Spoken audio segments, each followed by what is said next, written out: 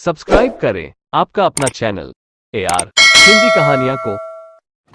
खूबसूरत पर खूंखार डायन की कहानी। मेरे गांव से वो जंगल 2 या 1.5 किलोमीटर दूर था, जिसे पार करके मेरे खेतों में जाया जा सकता था।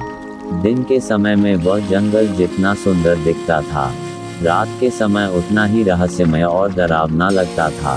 उस जंगल के बारे में तरह तरह की कहानी प्रचलित थी।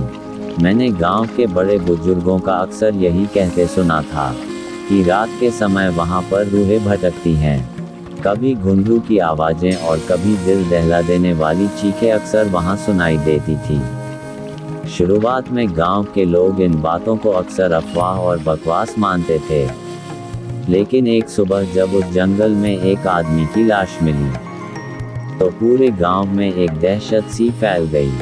हैरत की बात यह है कि उस आदमी के शरीर पर कहीं कोई चोट का निशान तक नहीं था, मगर एक बात ऐसी थी जिसने सभी के होश उड़ाकर रख दिए थे, और वो थी उस आदमी की आंखें, जो अब भी खुली हुई थी और बहुत ज्यादा लाल, जैसे उसके शरीर का सारा खून उसकी आंखों में उतर आया हो। जिस किसी ने ये देखा वो डर से कांप उठा और शरीर में एक भयानक जहर की लहर सी दौड़ गई। सही कसर एक तांत्रिक ने पूरी कर दी, जब उसने बताया कि ये काम की जंगली जानवर या इंसान का नहीं है, बल्कि किसी प्रेत आत्मा का है। उसके बाद उस जंगल के बीचों बीच एक छोटा सा मंदिर बनाया गया, ताकि प्रेत आत्माओं की दहशत कुछ कम हो सके। उसके बाद ये घटना कुछ समय तक हर किसी के दिलो दिमाग पर हावी रही, मगर वो घटना महज एक शुरुआत थी। धीरे धीरे सब कुछ सामान्य होने लगा, मगर आगे जो कुछ होने वाला था उसका कोई कल्पना भी नहीं कर सकता था, जिसका गवाह मैं खुद बनने वाला था। सर्दी का मौसम आ गया था, ठंड अपनी चरम सीमा पर पहुंच गई थी। रात होते ही चारों ओर घने कोहरे की एक चादर सी ओढ़े हुई थी। इस घने कोहरे में एक हाथ से दूसरा हाथ तक नहीं दिखता था। ऐसी ही एक सर्द रात में मैं और मेरा पड़ोसी कालिया खेतों में सिंचाई के लिए गए हुए थे। रात का समय होने के कारण हम दोनों उस जंगल से न होकर एक अन्य लंबे रास्ते से गुजरते हुए खेतों तक पहुंचे थे। रात के 2 बजे का समय था। ठंड अपने पूरे सबाब पर थी। हमने सर्दी से बचाव के लिए आग जला रखी थी।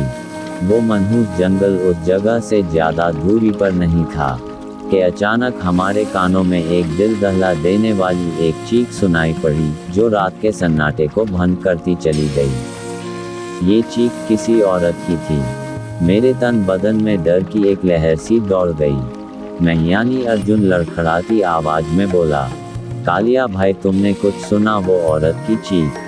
कालिया एक लंबा तगड़ा युवक था। वो खड़ा होकर तुरंत बोला, हाँ, मैंने भी वो चीख स्पष्ट सुनी है, जो उस जंगल की तरफ से आई है। लग रहा है कि कोई औरत उन रूहों का सीकर बनने वाली है, या कि शायद बन ही चुकी है। अभी हम ये सब बोल ही रहे थे कि फिर से बचाओ बचाओ चीखने चिल्लाने की आवाजें आने लगी। ये सब सुनकर कालिया और मैं विचलित हो गए। अचानक कुछ सोचकर कालिया ने अपने हाथ में लाठी ली और जंगल की ओर चल दिया। ये सब देखकर उसके सामने आकर मैं खड़ा हो गया और डरते हुए बोला, ये सब क्या पागलपन कर रहे हो कालिया? जानते भी हो ये सब एक चाल हो सकती है हमें फंसाने की।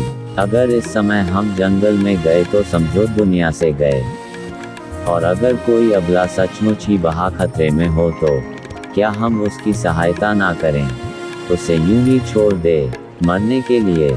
उसके इस सवाल से मैं चुप हो गया। उसके फैसले के सामने मेरी एक ना चली और कालिया भागते हुए कुछ ही पलों में उस भयानक जंगल में घुस गया। मुझे ना चाहते हुए भी उसका साथ देना ही पड़ा। थोड़ी देर बाद ही हम घने जंगल के बीचों बीच खड़े थे। घनी ओस में नहाए पेड़ पौधे से पानी की बूंदें सी। घने कोहरे में हम आंखें फाड़ फाड़ कर देखने का प्रयास कर रहे थे।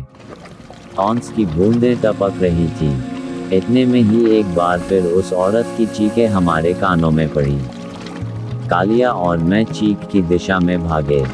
हम थोड़ी दूर ही पहुंचे थे कि तभी सामने से कोई बहुत तेजी से भागा आया। मैंने देखा कि उससे टकराने वाली एक स्त्री थी और सीधा कालिया से आकर टकरा गई। टक्कर इतनी जोरदार थी कि कालिया जैसा ताकतवर व्यक्ति भी अपने आप को ना संभाल और जमीन पर जा गिरा। या फिर यह कहूँ कि एक सुंदर स्त्री थी, तो यह कहना कुछ गलत ना होगा। उसने लाल रंग की साड़ी पहन रखी थी जिसमें वो बेहद सुंदर लग रही थी। डर की वजह से वह कालिया से लिपट गई और चीखते हुए बोली, मुझे बचा लो, वो मुझे मार डालेंगे।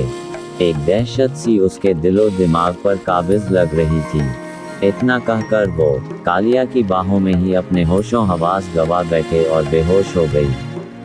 मगर कालिया तो जैसे उसकी खूबसूरती देखकर अपनी सुध बुध ही खो बैठा था। उसे बेहोश देखकर वह जैसे नींद से जागा और मेरी तरफ देखते हुए बोला, जा जल्दी से पानी लेकर आ, क्योंकि इसे होश में लाना जरूरी है। इस सारे मामले को देखकर मैं भी अभी तक शंका में पड़ा हुआ था। पता नहीं कौन थी वह जिसको लेकर मेरी छठी इंद्रियां मुझे खतरे का आभास दे रही थी। मैं कालिया को जवाब दिया, अरे पागल, होश में तो तू आ और अपनी जान तू बचाकर भाग यहाँ से। कालिया मेरे इस जवाब पर जैसे चीर सा गया और बोला, ठीक है, अगर नहीं जाएगा तो फिर मैं ही चला जाता हूँ। उसके जिद के सामने एक बार फिर मैं झुक गया। मैं पानी लेने वहाँ से चल पड़ा।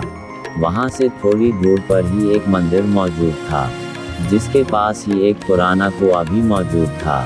मैंने कुएं से पानी खींचा और इधर उधर नज़र दौड़ाने लगा। मुझे एक टूटी सी बाल्टी नज़र आई। मैंने उसमें पानी लिया और जल्दी जल्दी वहाँ से चल पड़ा। अभी मैं रास्ते में ही था कि छम छम की आवाज़ मेरे कानों में पड़ी। ऐसा लग रहा था जैसे कोई औरत अपने घुंघरू खनखाती हुई वहाँ से गुजर रही हो। मेरा दिल अब जोर जोर से धड़कने लगा और तेज कदमों से वहाँ से भागा। उसी समय दिल दहला देने वाली चीखों से